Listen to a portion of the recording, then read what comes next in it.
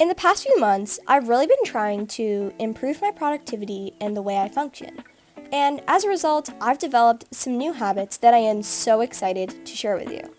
These are genuinely easy because I believe that small changes can really result into big progress. So in this video, that's what we're going to talk about.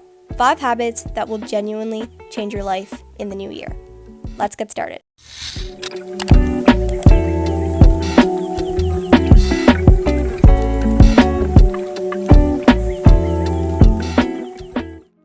Hey guys and girls and everyone in between, it's me Ashna and welcome back. I am so happy to be saying those words. Sorry for the long break, but in my defense, I was reading, making forts, scrolling, jumping, eating, questioning my life choices, and of course, sleeping. But that does bring me into the next portion of our video, which is my night routine. So my night routine actually has 3 of the habits we are going to talk about today, so I had to go into more detail about it. One of my biggest bad habits that I wanted to break was going on my phone or computer right before bed. And I knew that that wasn't good and the blue light was not great for me right before I went to sleep, but after doing some more research, according to Harvard Health, blue light right before bed can prevent you from achieving certain levels of sleep, like deep sleep, and also messes with your body's biological clock, which is your circadian rhythm. So you'd want to avoid this, but how? So first I tried to turn on airplane mode at night, but that didn't work for me. So I decided to keep my phone at a distance. That way I can be more intentional with my screen time and it won't be the last thing I do or the first thing I see in the morning. So that brings me into the first habit, which is to plug your phone in a different room. This has seriously improved my sleep quality, but I do know it's hard to achieve, so the next few habits will help you out. Okay, so habit number 2 is a gratitude log. This is super awesome for mindset and practicing appreciation in your life.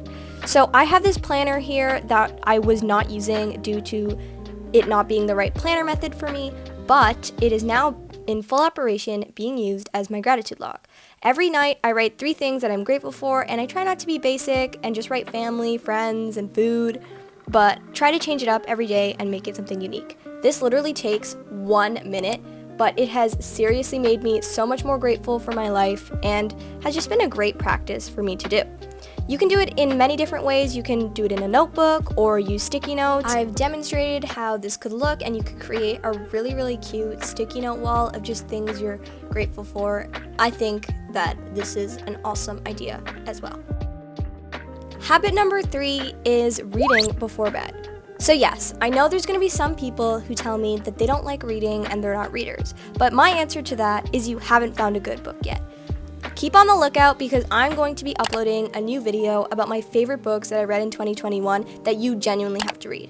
But anyways, the habit is I just designate 15 to half an hour to read right before bed, and it gets me mentally relaxed, it limits my blue light, and I make great progress on my favorite books. So trust me, this is a game changer. So all 3 of those habits have all been super easy to implement. Like, trust me, these aren't hard, but they are seriously life-changing. So if you incorporate them in your night routine, let me know your results in the comments below. I would love to hear them, but I think it is time for the next habit of the video, which is number 4, set goals.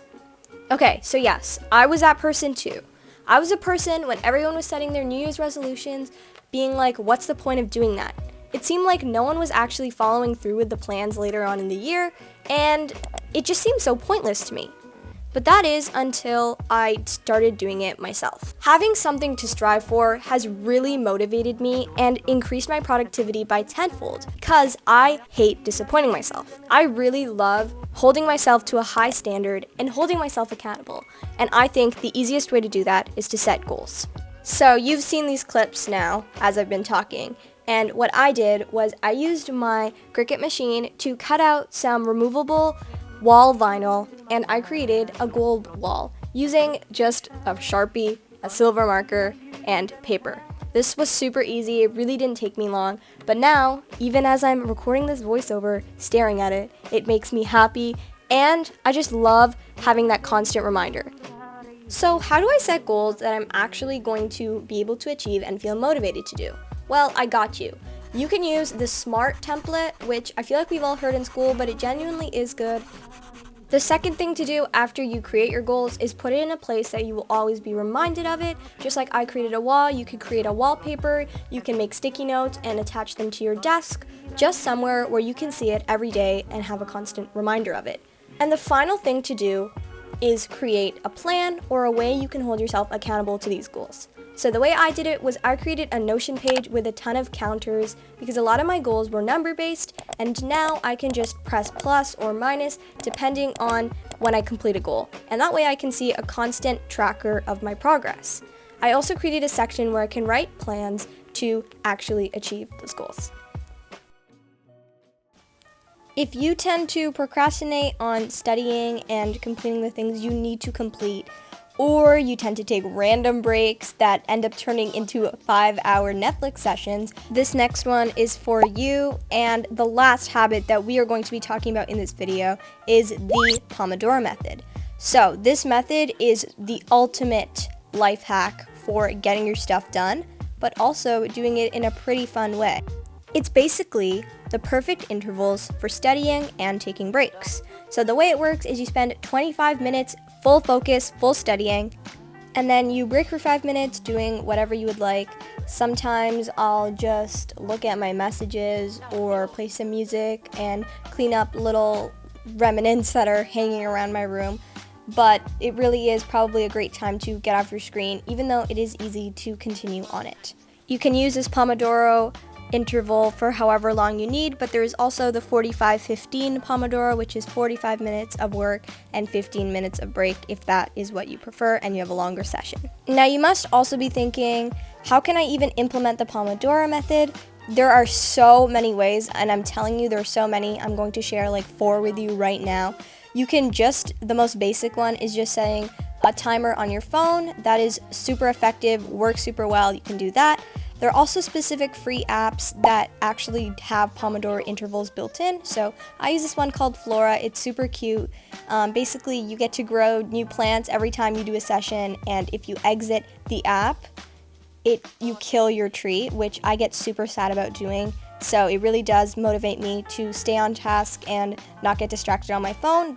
This app will be in the description if you want to check it out. I also have a Pomodoro method Chrome extension called Auto, and it does the exact same thing, but it also can be a website blocker if you need it to be. I haven't really used that feature too much, but it's really cute, just keeping you in check right in the corner of your computer.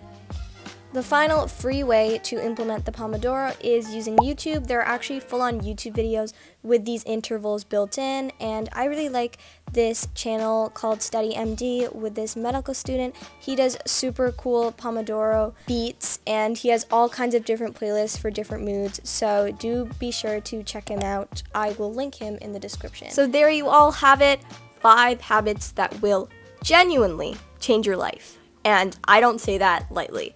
As a recap, here they are.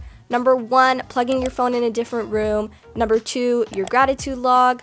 Number 3, reading before bed. Number 4, setting good goals. And number 5, the Pomodoro method. Thank you so much for watching. I really appreciate you, and I genuinely hope that these habits will really help you out and change your life in 2022 because you deserve it. That's it for me today. Love you all so much. Stay kind as always, and I will see you in my next one. Bye.